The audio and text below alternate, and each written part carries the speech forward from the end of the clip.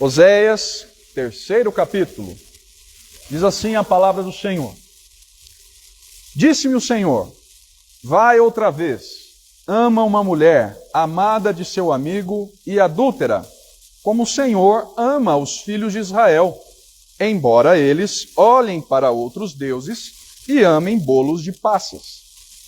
Comprei-a, pois, para mim por 15 peças de prata e 1,5 homer de cevada. E lhe disse, tu esperarás por mim muitos dias. Não te prostituirás, nem serás de outro homem. Assim também eu esperarei por ti. Porque os filhos de Israel ficarão por muitos dias sem rei, sem príncipe, sem sacrifício, sem coluna, sem estola sacerdotal ou ídolos do lar. Depois tornarão os filhos de Israel e buscarão ao Senhor, seu Deus, e a Davi, seu rei. E nos últimos dias, tremendo, se aproximarão do Senhor e da sua bondade. Até aqui, meus queridos irmãos, minhas queridas irmãs. Pois bem, como eu disse, nós estamos hoje no 10º encontro, no 10º estudo, aqui no livro do profeta Oséias. Para ser mais exato, na semana passada, no nosso 9º estudo, nós começamos a estudar esse capítulo de número 3 e hoje vamos terminá-lo com a graça de Deus. Portanto, o nosso objetivo na noite de hoje é continuar a compreender adequadamente o amor restaurador de Deus, a respeito do qual esse texto que nós acabamos de ler fala, tal como descrito, portanto, aqui neste 3º capítulo do livro do profeta Oséias, e assim, ao final do estudo, como fazemos? Refletiremos sobre as lições práticas, algumas reflexões práticas para a nossa vida no dia de hoje. Qual é o nosso plano de estudo hoje, portanto? 3 etapas. Como sempre, uma breve recapitulação do estudo passado, o que é especial agora, principalmente, não é? Porque nós vamos retomar do meio de um capítulo específico. É bom, então, retomarmos o que é que nós vimos, ainda que brevemente, na semana passada. Depois, falaremos a respeito da restauração de Israel, sobre a qual o texto nos informa, especialmente nos versos 4 e 5, para que, por fim, com a graça de Deus, passando por essas 2 primeiras etapas, assim chamemos, nós reflitamos sobre algumas lições práticas para a nossa vida no dia de hoje. Então vamos para a nossa breve recapitulação. No estudo da semana passada, e os irmãos devem se lembrar que na semana passada nós estudamos mais detidamente os 3 primeiros versos deste 3º capítulo do livro do profeta Oséias. Lá, na semana passada, nós vimos primeiro que este 3º capítulo, lembrem-se disso, eu espero que os irmãos se lembrem, dá fim à primeira parte do livro. Os irmãos se lembram disso? Quando nós abordamos lá no nosso primeiro estudo, o esboço do livro, ou seja, a estrutura segundo a qual nós vemos a divisão do livro, nós vimos naquela ocasião que este livro do profeta Oséias está dividido fundamentalmente em 2 partes. A primeira delas, uma parte menor, que vai do 1º capítulo ao 3º capítulo. Portanto, hoje, com a graça de Deus, nós encerramos o estudo dessa primeira parte. Parte na qual, irmãos e irmãs, é evidenciada a analogia entre o relacionamento de Oséias e sua esposa Gomer e a relação entre Deus e Israel, o seu povo, a sua esposa infiel, para usar dos termos do livro. Portanto, os irmãos verão, se Deus nos permitir, a partir do capítulo 4, o quanto essa analogia fica distante, porque é nos 3 primeiros capítulos que ela é abordada mais detidamente. Hoje, portanto, com a graça de Deus, nós terminamos essa primeira parte do livro, que está centrada nessa analogia específica. O que é que vimos também? Estou apenas retomando, recapitulando brevemente o estudo passado. vimos sobre esse trecho que ele está dividido em duas pequenas partes. A primeira delas trata da restauração da esposa de Oséias, Gomer. E, se os irmãos se lembram bem, foi esta primeira parte que nós estudamos na semana passada. Ou seja, mais detidamente, nós olhamos para os 3 primeiros versos deste terceiro capítulo, que trata, como eu disse, da restauração da esposa de Oséias. E hoje, com a graça de Deus, nós vamos olhar para a segunda pequena parte, compreendida nos versos 4 e 5, que trata da restauração de Israel, o povo do Senhor. Então percebam, meus irmãos, mais uma vez, o quanto a analogia está presente. Relacionamento do profeta com Gomer, relacionamento do Senhor com Israel.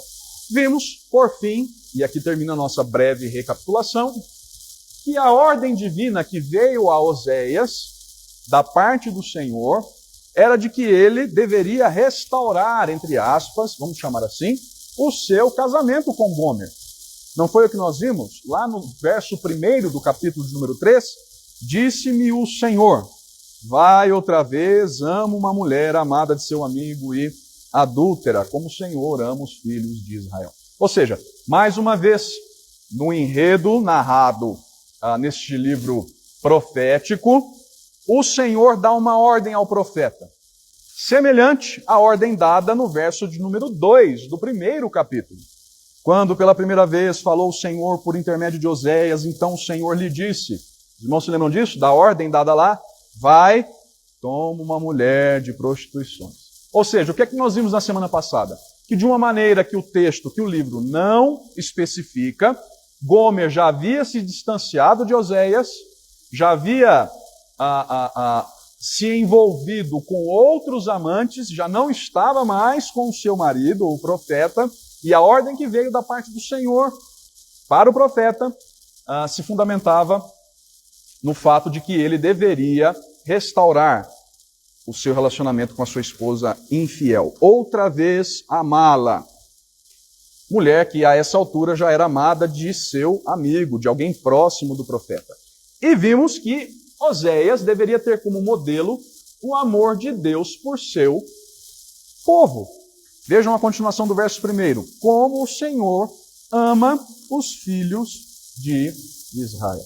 Aqui está, irmãos, o cerne, o centro, o que há de principal, assim digamos, da mensagem deste terceiro capítulo. Notem, vou repetir, como já disse na semana passada, a ênfase não está tanto naquilo que Gomer fez.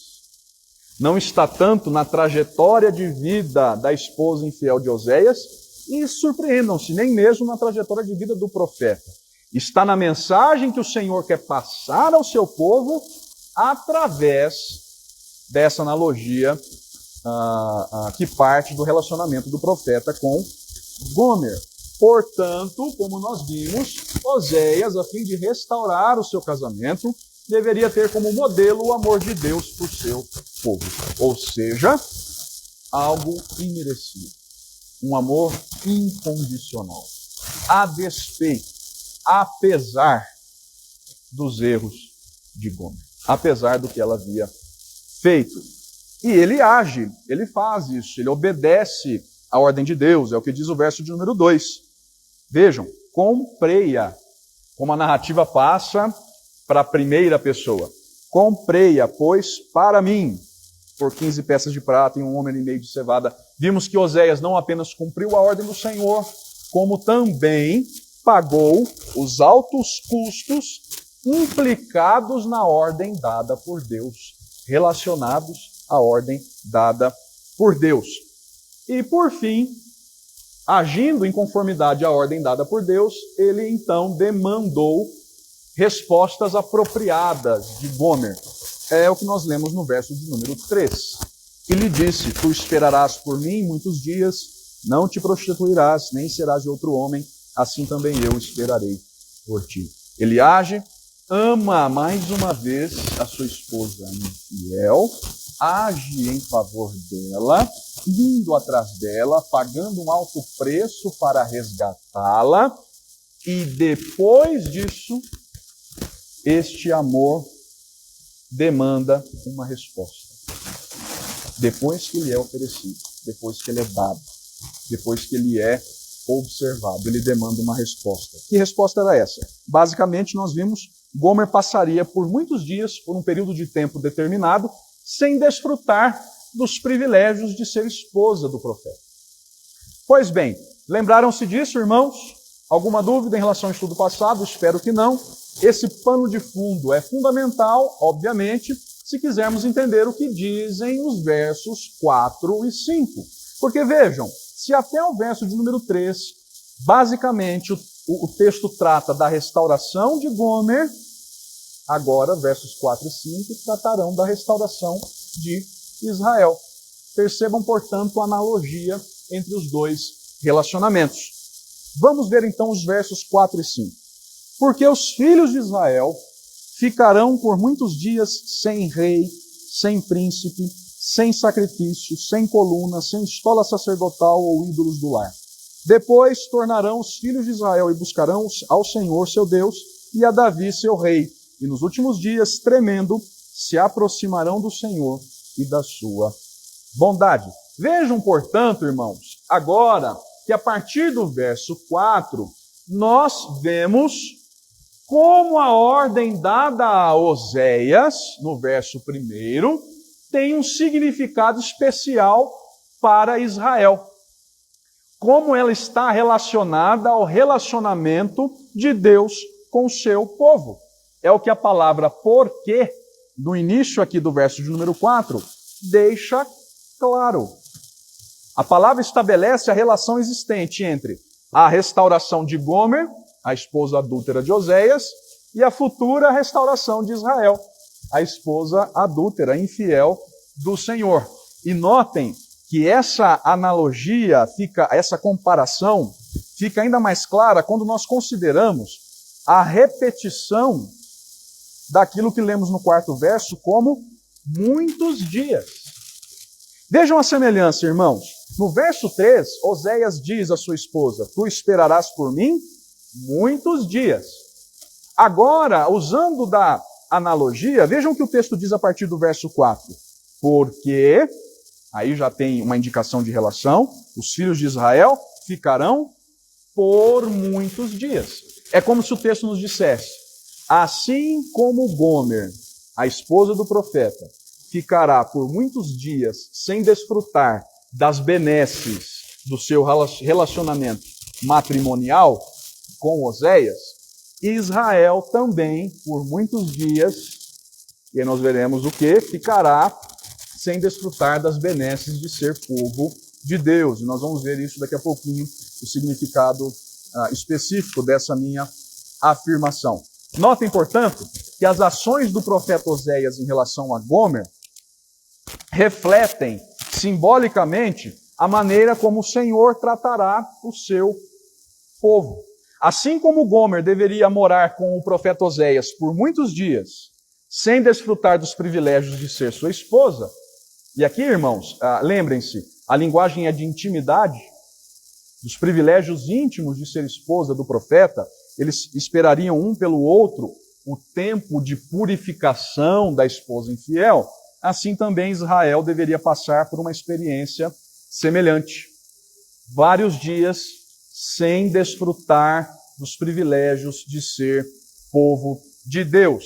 Então vejam, muitos dias de restrições o povo de Deus deveria enfrentar à semelhança de Gomer. Mas quais restrições eram essas, anunciadas na profecia? Vejam a continuação do verso 4. Muitos dias ficarão por muitos dias sem rei, sem príncipe, sem sacrifício, sem coluna, sem estola sacerdotal ou ídolos do lar. Olha o que Deus está dizendo. Que a semelhança de Gomer, Israel também passaria por um período de restrições, visando a sua purificação. Lembrem-se, irmãos, é exatamente sobre isso que o texto fala. Que Deus está resgatando o seu povo infiel, o seu povo que adulterou com outros deuses, que serviu, que seguiu outros deuses, contrariando a lei de Deus.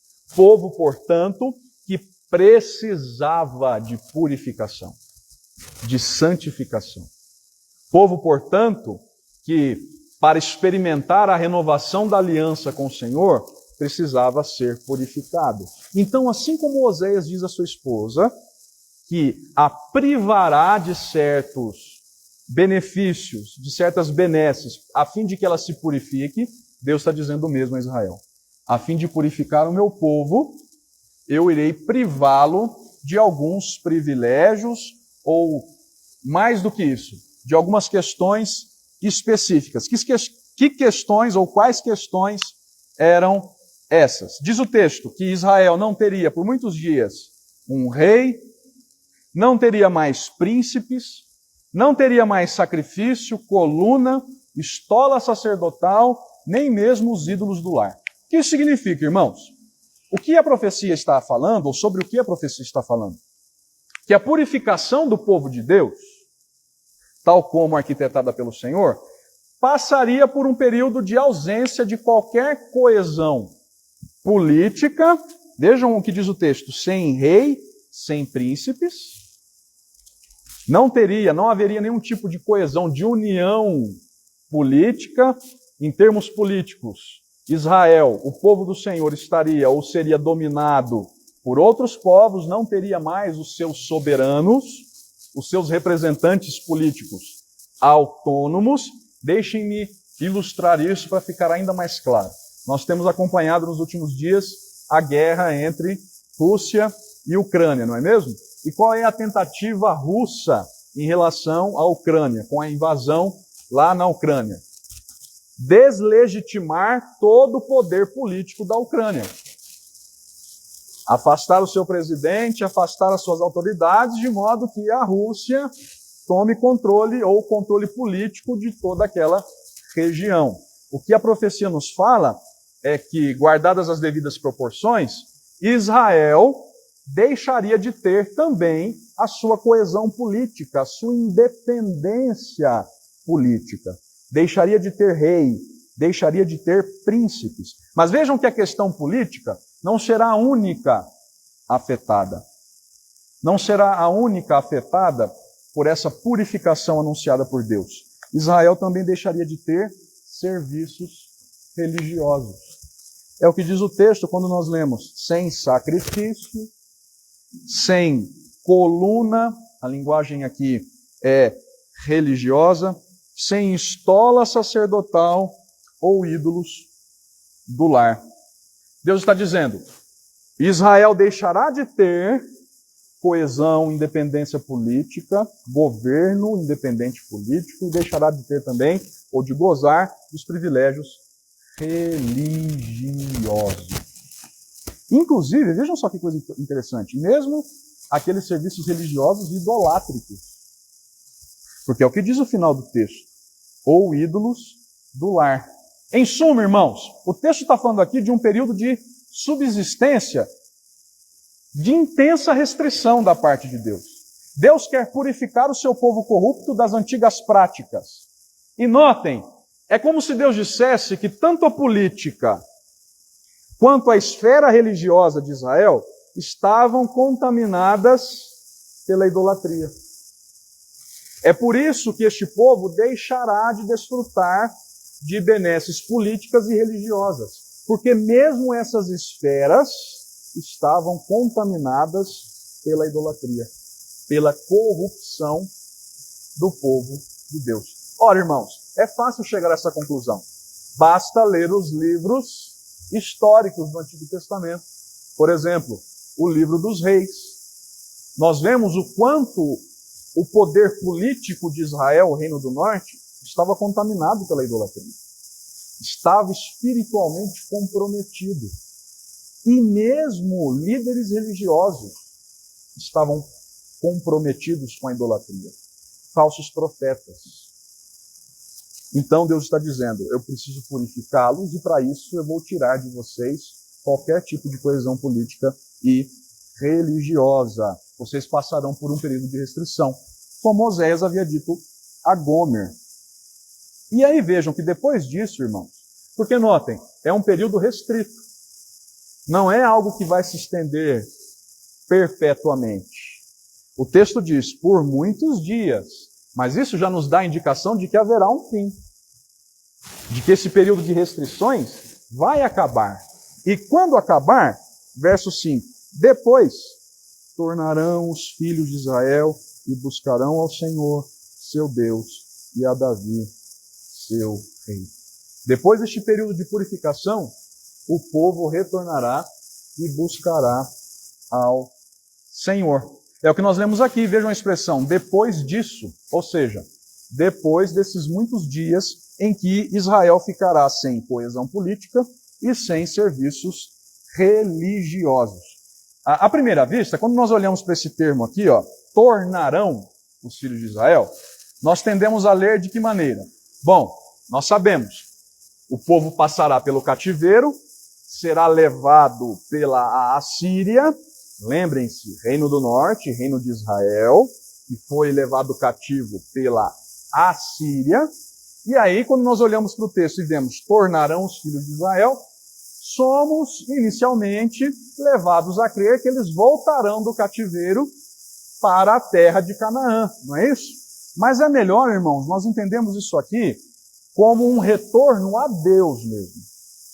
Como tornar-se, converter-se ao Senhor, não em termos espaciais, em termos geográficos, mas em termos espirituais mesmo.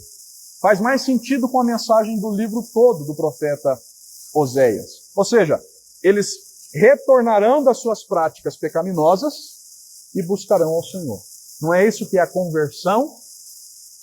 Quando você diz a alguém que foi convertido por Deus, e notem, irmãos, a linguagem bíblica é essa. Ninguém se converte ao Senhor. Nós somos convertidos por Ele.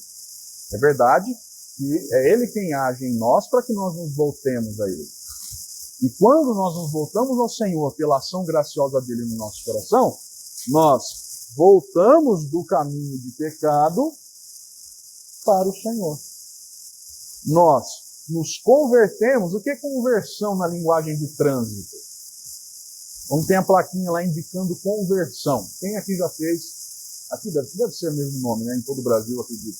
Lá no interior era CFC, Curso de Formação de Condutores. Todos fizeram, os que têm habilitação, acredito, fizeram curso de formação de condutores, não é? E lá não tem a plaquinha, não tem uma das placas, um dos sinais de trânsito não é o da conversão. O que significa conversão?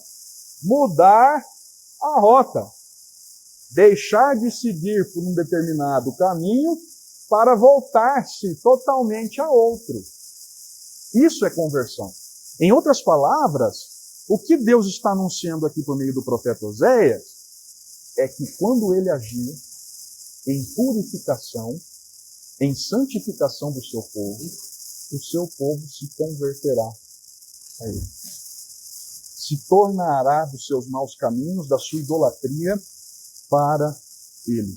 E aí buscarão ao Senhor. Porque lembrem-se, até aqui o povo estava buscando quem? Baal. Atribuindo a Baal e a outras divindades, o texto até fala, né? Baalins. Não era só Baal. Baal talvez fosse a principal, mas vários outros deuses lá de Canaã eram buscados pelo povo de Israel. E Deus está dizendo que quando agir, o seu povo se converterá a ele. Meu irmão, levantou a mão, desculpe.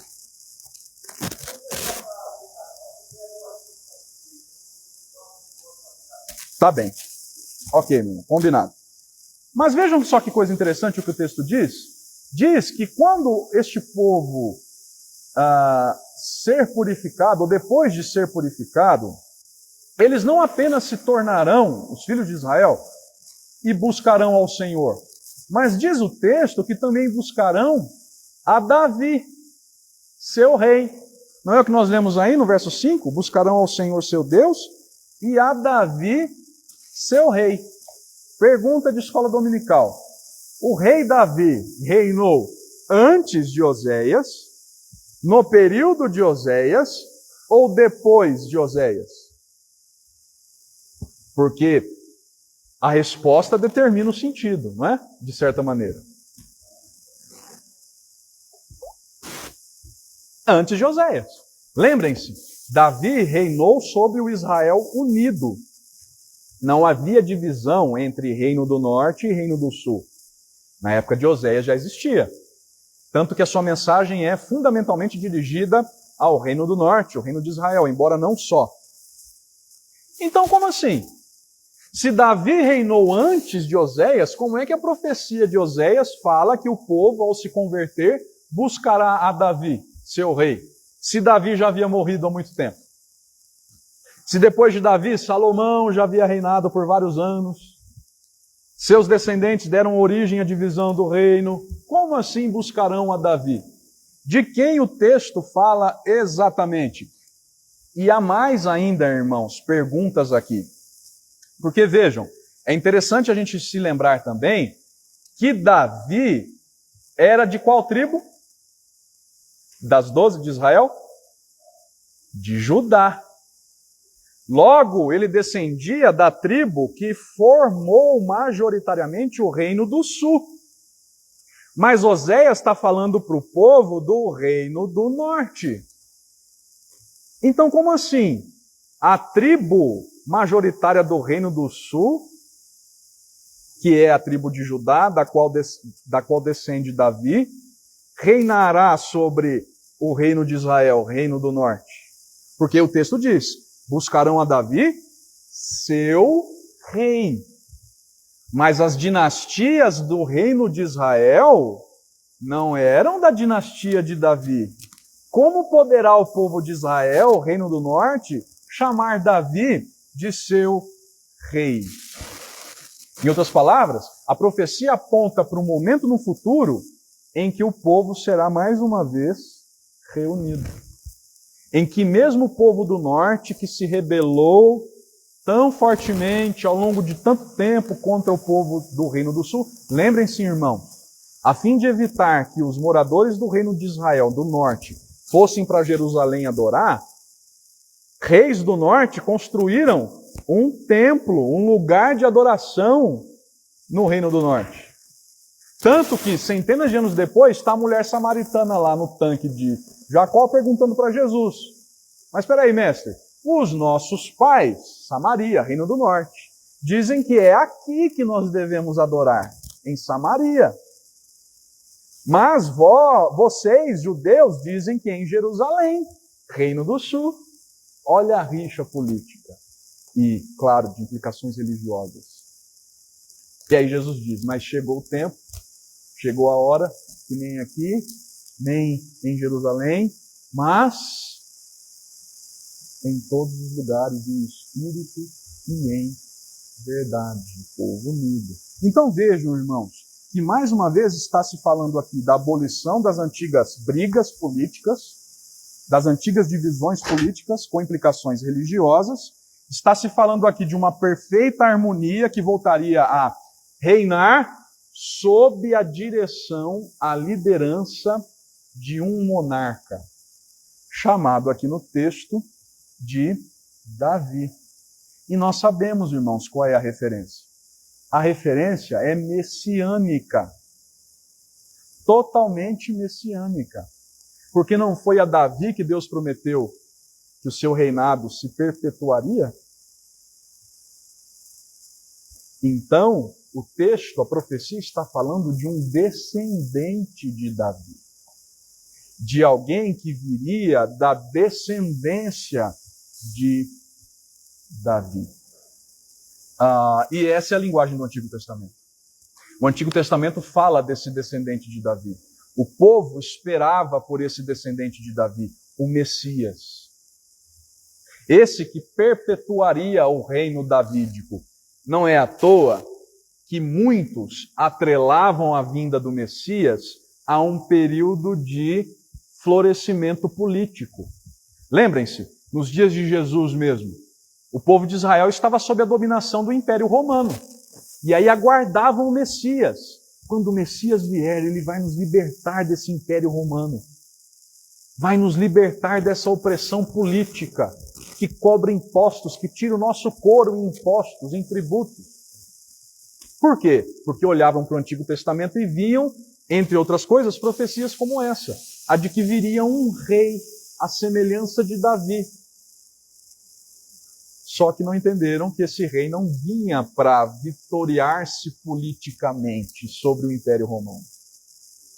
Essa é a questão. Mas notem a esperança política do povo. Notem, é por isso que em alguns momentos os evangelistas narram que queriam fazer de Jesus, as pessoas queriam fazer de Jesus, as multidões, um rei político. Em uma dessas ocasiões, Jesus até escapa e vai orar. Está lá no Evangelho de Marcos, por exemplo, no Evangelho de João. Porque queriam fazer dele um rei político, queriam fazer dele, ou vendo nele, esse aspecto político a respeito do qual falam as profecias do Antigo Testamento. Porque, de fato, irmãos, é o que nós lemos aqui, que o povo buscaria a Davi, seu rei. Nos dias desse rei, os ídolos serão deixados para trás. Toda a fidelidade do povo será devotada a Deus. E nós sabemos a respeito de quem fala esse rei. De quem é? Jesus. Isaías capítulo 11, por exemplo, fala disso. Os irmãos se lembram do que diz Isaías capítulo 11? Do tronco de Jessé sairá um rebento. Quem foi Jessé mesmo? O pai de Davi. Jesus mesmo, lá no finalzinho, quer ver? Marque Oséias rapidinho e abrem Apocalipse. Capítulo 22. É o último capítulo. Apocalipse, capítulo 22. Alguém leia o verso 16, em alto e bom som, por favor. Apocalipse 22, verso 16. Olha o que Jesus mesmo diz.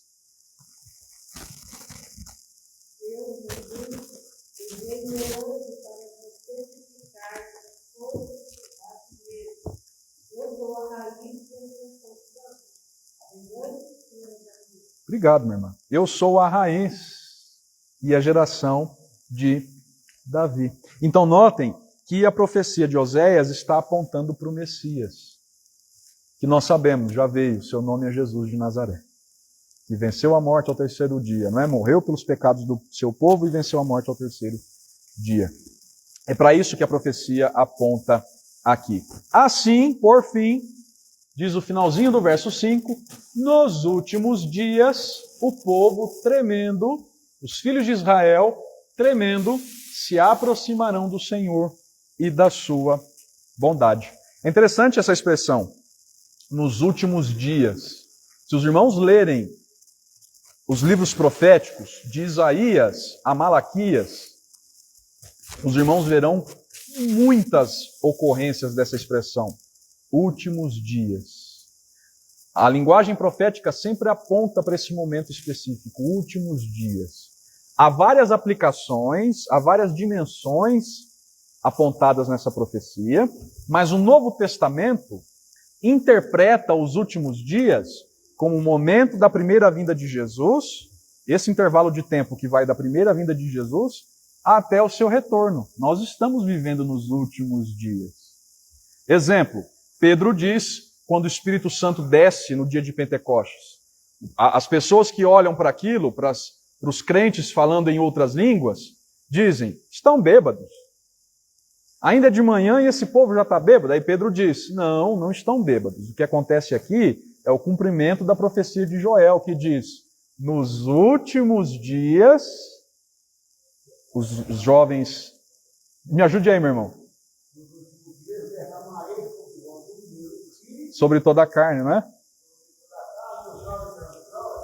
Exatamente isso.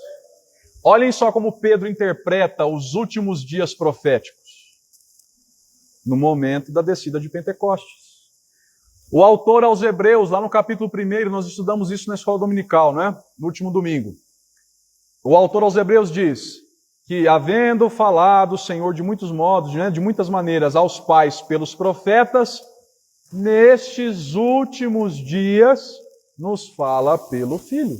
Ele atribui ao seu tempo essa expressão, últimos dias. O Novo Testamento interpreta essa expressão, últimos dias, de maneira escatológica, perdão da palavra, mas é essa doutrina das últimas coisas, do momento da primeira vinda de Jesus até a sua segunda vinda. Nós estamos vivendo, em certo sentido, os últimos dias, que caminham para o último dia. O glorioso e último dia. Então vejam que, portanto, a profecia fala de dias que foram inaugurados na primeira vinda de Cristo. Diz, portanto, a profecia que nesse tempo os filhos de Israel, ou seja, o povo do Senhor, se voltará tremendo. A ideia é com temor, com reverência, não mais com adultério, não mais com infidelidade, mas tremendo, com temor, com reverência, se aproximarão do Senhor e da sua bondade. E não é o que todo crente genuíno faz hoje, nos últimos dias que vivemos, em Cristo Jesus, se aproxima do Senhor com temor e reverência, apesar dos seus pecados? É para isso, basicamente, que a profecia aponta. Dúvidas, irmãos, sobre o que o texto nos ensina? Ou podemos avançar para as reflexões práticas? Vai lá, meu irmão.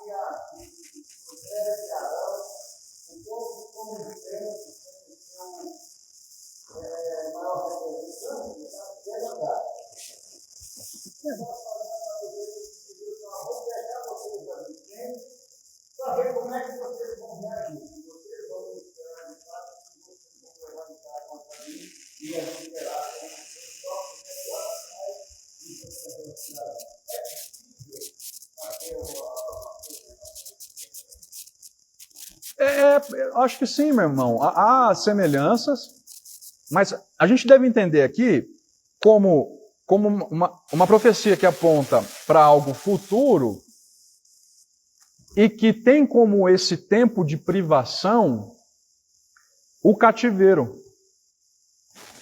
Esse tempo de privação no qual o povo ficará sem unidade política, no qual o povo ficará distante. Lembrem-se, irmãos, com as invasões assírias no Reino do Norte, depois babilônicas no Reino do Sul, o povo ficou distante da sua terra. O povo foi levado cativo para uma outra terra, onde não havia, por exemplo, templo para cultuar a Deus. Lembre-se de Daniel, por exemplo. Daniel está lá no cativeiro babilônico, não é do cativeiro do Reino do Norte, é o cativeiro do Reino do Sul. Mas Daniel está lá e onde é que ele ora 3 vezes por dia? Na sua casa. Mas lembrem-se, o judeu tinha um costume de orar 3 vezes por dia, onde? No templo. Só que Deus privou o seu povo dessas benesses do seu relacionamento com Ele, porque o seu povo foi desobediente. Então, irmão, há semelhanças, mas eu acho que é melhor a gente olhar para aquilo que a profecia aponta, ou seja, que no futuro, quando o rei Davi, o descendente de Davi, vier, o povo já terá passado por esse momento de privações, que aí está tipificado no cativeiro, e aí lá se tornará ao Senhor.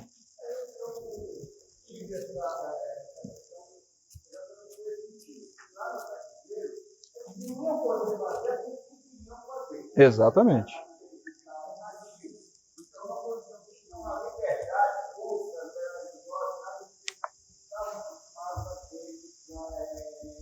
Exatamente.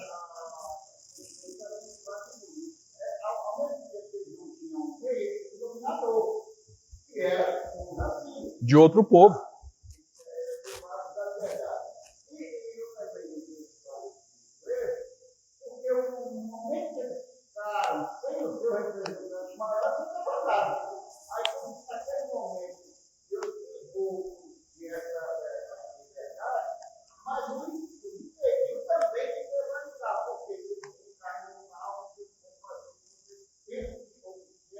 É isso. Porque lembrem-se, irmão, lembre-se que a finalidade desse tempo de privação é a purificação do povo. E lá nos dias de Moisés foi o contrário, né? Moisés foi para receber a lei no Sinai, né?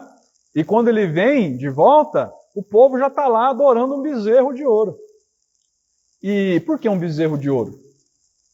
Porque era uma divindade egípcia. O povo tinha acabado de sair do Egito, se lembrou das divindades egípcias. Olha a idolatria, desde sempre no coração do povo, né?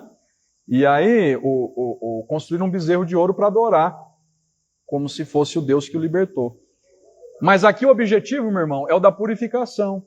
Deus está dizendo que vai usar tudo isso para purificar o seu povo. E é exatamente essa linguagem. Quando nós vamos para o profeta Oséias, por exemplo, ou Jeremias, por exemplo, desculpe, Oséias não, Isaías. Quando nós vamos para o livro do profeta Isaías e do profeta Jeremias, por exemplo, nós vemos profecias que falam a respeito desse tempo de sofrimento, mas com uma finalidade maior, a de purificar, a de salvar o remanescente, o toco que vai ficar depois disso tudo.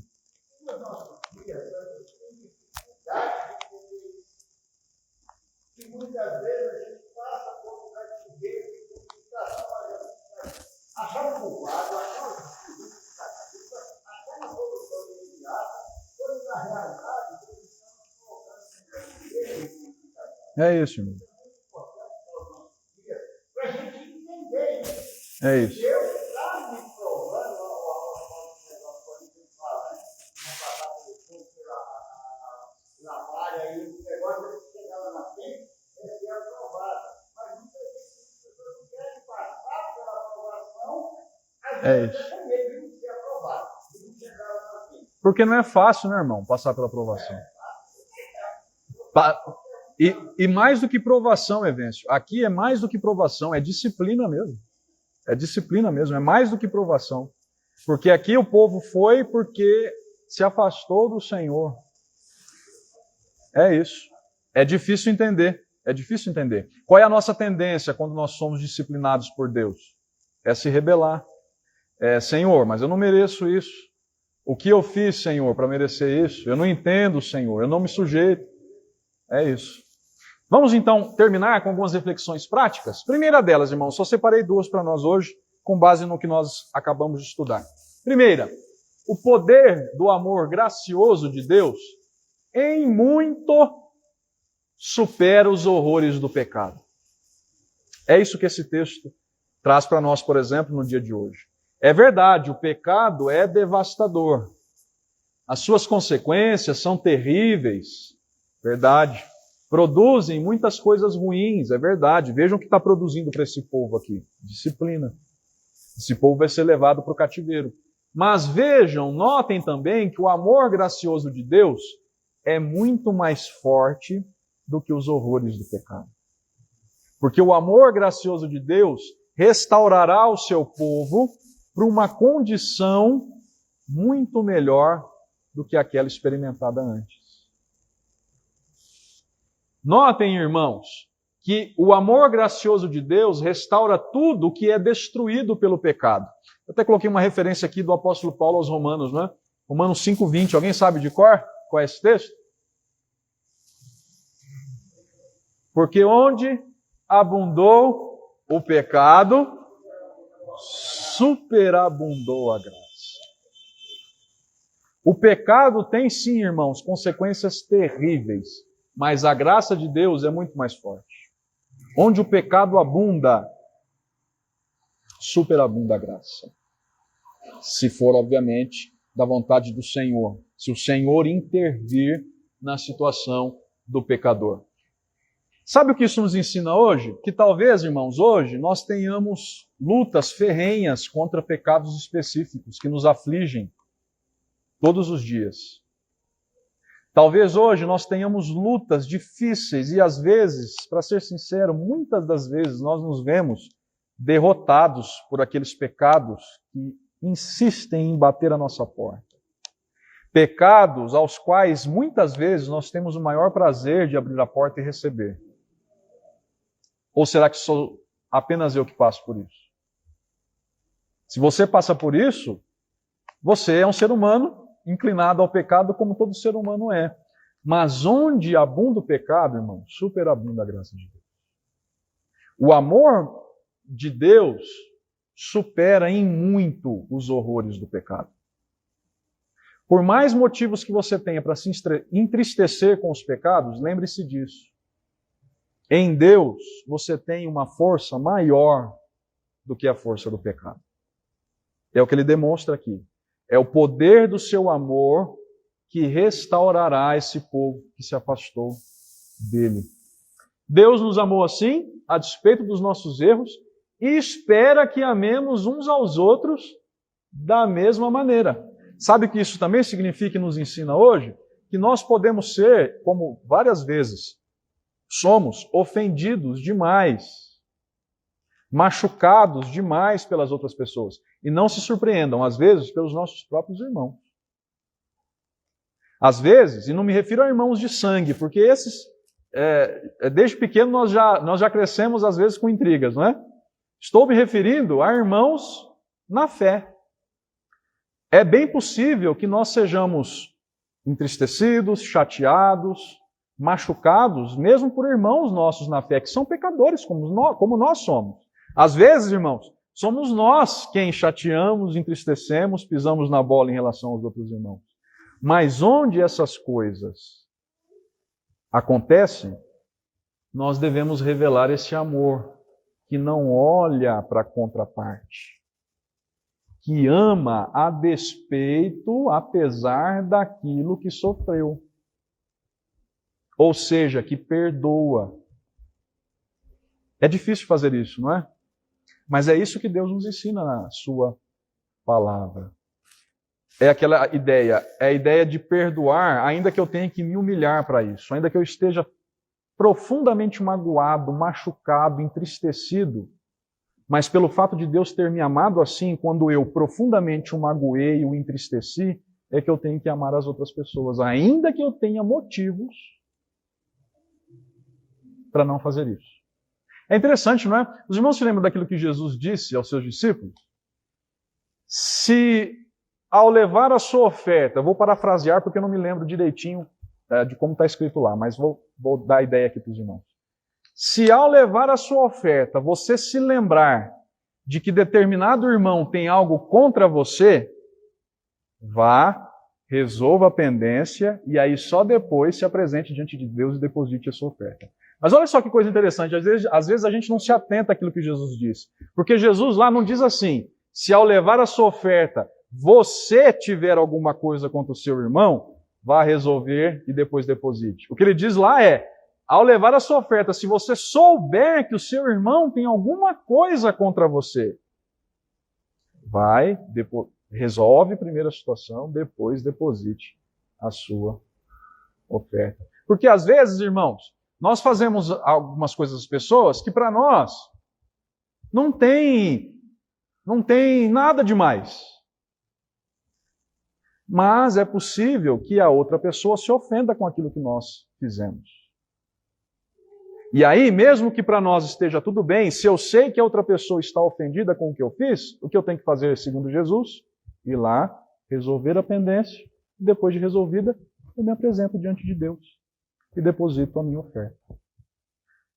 Ou seja, é demonstrar esse amor que Deus demonstrou em relação a nós. Lembrando-se sempre que o seu amor gracioso supera os horrores do pecado. Trazendo para a esfera dos nossos relacionamentos pessoais, o amor que nós devemos demonstrar uns pelos outros deve ser maior do que aquilo que nos separa.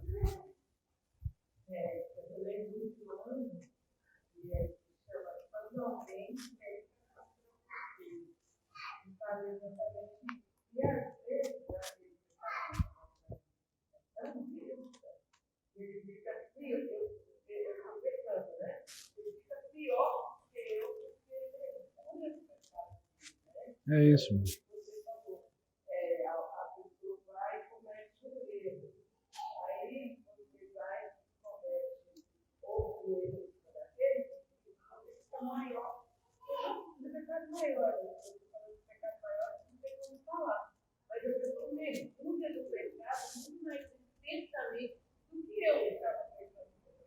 É isso. Sim, meu irmão, é isso. Exatamente isso. Por fim, irmãos, vamos nos lembrar, outra aplicação prática, que a restauração do homem caído, distante de Deus, não ocorre à parte do descendente de Davi. Deus nos faz seu povo por meio do filho de Davi prometido no Antigo Testamento. E nós sabemos quem é ele. Ele é Jesus. Mateus capítulo 1 lá, Mateus vai falar da genealogia de Jesus e logo no primeiro verso ele identifica Jesus como descendente de Davi. Vejam como os autores do Novo Testamento interpretam essas profecias no Antigo Testamento. Romanos 1, de 1 a 4, Paulo fala a mesma coisa, que Jesus nasceu segundo a descendência de Davi, interpretando essas profecias do Antigo Testamento. E aquele texto que nós já lemos em Apocalipse 22, 16, né? O próprio Jesus dizendo, eu sou a raiz, né? O prometido, filho de Davi. Então vejam que nenhum outro, portanto, deve ser buscado. É o filho de Davi, Jesus, a quem servimos, quem nos leva a Deus. E somente Ele. De que maneira isso se aplica para nós no dia de hoje? Irmãos, não há outro mediador.